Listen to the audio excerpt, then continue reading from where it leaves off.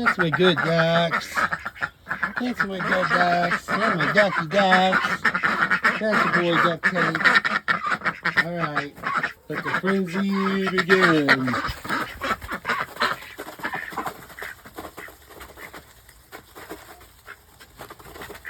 Typically their nighttime treat. Give them some mealworms and they go completely nuts for it, but you have to make sure their water's full. And you can see here it doesn't take much to get them in the evening time. They're so smart. And then of course we have chickens waiting in the wings like, where's our mealworms? Where's our treat?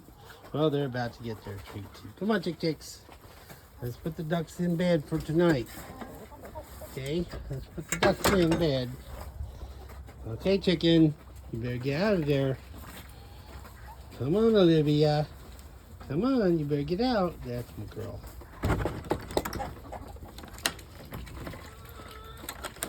We have had a lot of predator issues with regards to coyotes.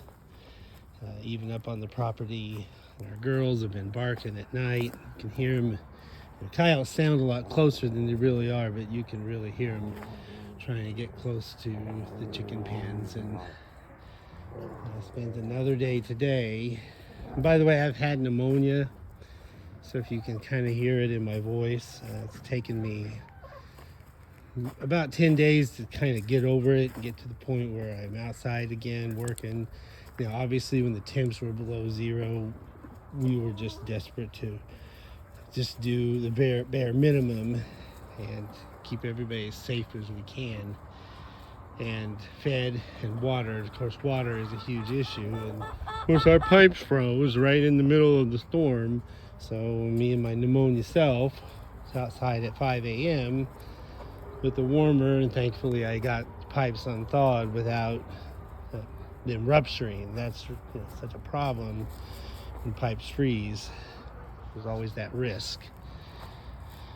So I cleaned most of the leaves off the fence today because the wind stopped blowing enough to be able to at least clear them off and make sure this fence is working, especially when we've got a lot of potential closer view. When she gets a chance, he or she, right, Tippy Tip, when you get a chance, you love to get in that bin and get a treat. And she knows where treats are. Jump down there. There you go. Smart little thing. This one. So I can always count on Tip to come to the open lid. And same way with Bubbles, when you saw her, but I think she's out with Block right now. Bubbles has turned out to be a real sweetheart, and she has turned out to be a real cuddly chicken. This one, and she's right there. Call her Bubbles. She lays a blue-green egg, and we haven't done anything special with her to handle her any more or less than the other birds, but it just has an affinity towards her humans, and she just doesn't mind being picked up and held, and she talks to you and just looks you right in the eye. So Bubbles is turning out to be really sweet, and she's not very high on the totem pole, in the pecking order, so she just got pecked by Olivia. There's Perseverance and Olivia, some of the birds we hatched last year. And Patty's there in the corner.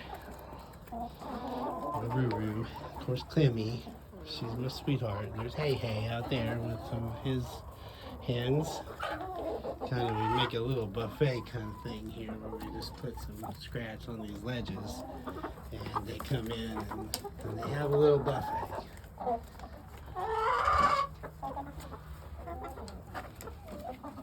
And Tip is still in the barrel there, getting a treat. This smart little thing. That's funny. All right, let's get the rest of them in. What's this egg from? This is from our Delaware chickens. Our meat birds. Our meat birds, yes. Our I little just had meat a flock. picture of her in the box just a moment ago. That's a sweet little egg right there. Still a little warm egg, yeah. Warm so still, dark. yeah. It's darker than I egg. expected. Yeah, that's what it's for sure.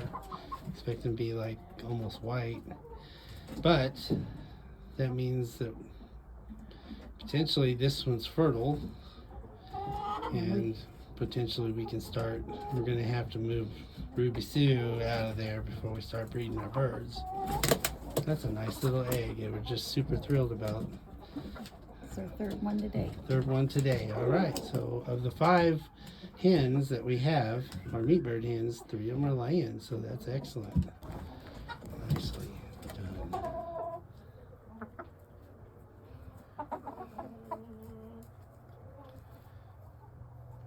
Susan and Phyllis. One thing I wanted to point out was,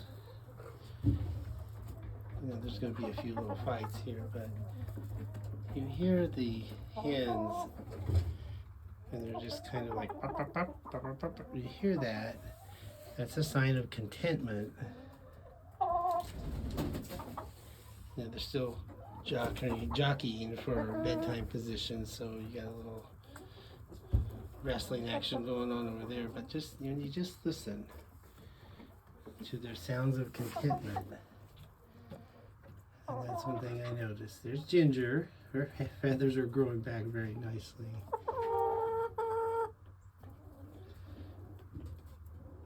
Hey, hey.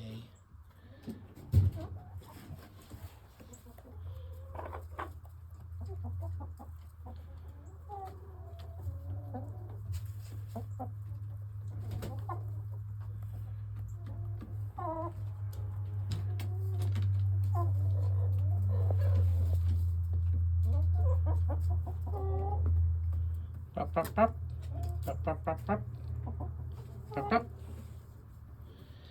Pop, pop in chicken language is like, how you doing? Is everything okay? Content sound. Pop, pop, pop. When we went to the fair, I talked to some of the chickens in the cage. It was amazing how it's kind of a universal language. Pop, pop, pop, pop, pop. And they recognize it. Now I'm probably speaking in gibberish to them for all I know. There's a great line from Star Trek 4. Spock says, we can replicate the sounds, but not the language. We'd only be talking in gibberish. He's referring to talking to the whales.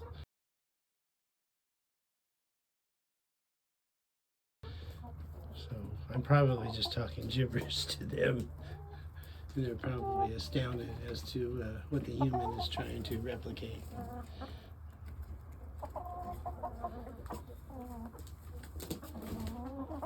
There's Lily.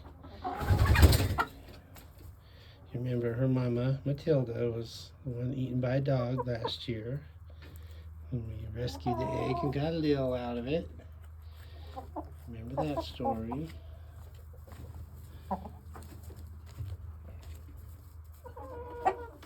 And Mary Ann, here's Mary Ann. There's some fighting going on out in the South Run there. We still ask her sometimes, Mary Ann, where's your babies? Where's your babies?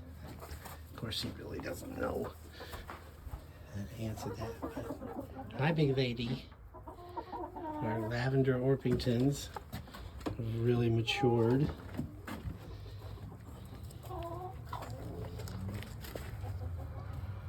Oh, I see what happened. Somebody came and knocked Tilly off her, not Tilly, Tippy off her spot. Ah, I see what happened. So this one got kind of bossy. Tippy and Polly. Look at these two. Big, beautiful birds. So we'll say goodnight to these hens and roos on the last day of the year. We appreciate all of you that have watched throughout the year and new subscribers. Thank you. Truly, I mean that. Thank you for taking an interest in what we do here. We've been a little distracted the last couple of weeks, obviously, with the whole country was suffering, and a lot of people suffered with this weather event that we had. Pretty unprecedented, I get it. And not only affected us, but affected millions of other people too. So I hope that you can find peace in this mess that we had post mess. Hopefully, at this point, for most people, other than some of those that were lost, and we know their families are changed forever. So pray for them. Oh goodness, Ladybug, what are you doing? So pray for them because their lives are changed forever. And at any given moment, it could be any of us. So they're going to bed. There's Maggie. She grew her feathers back very nicely because Hey kind of liked her. I know, Maggie. It's all right. Good night. So good night to all of you. Appreciate it. We'll see you next year. Peace be the journey.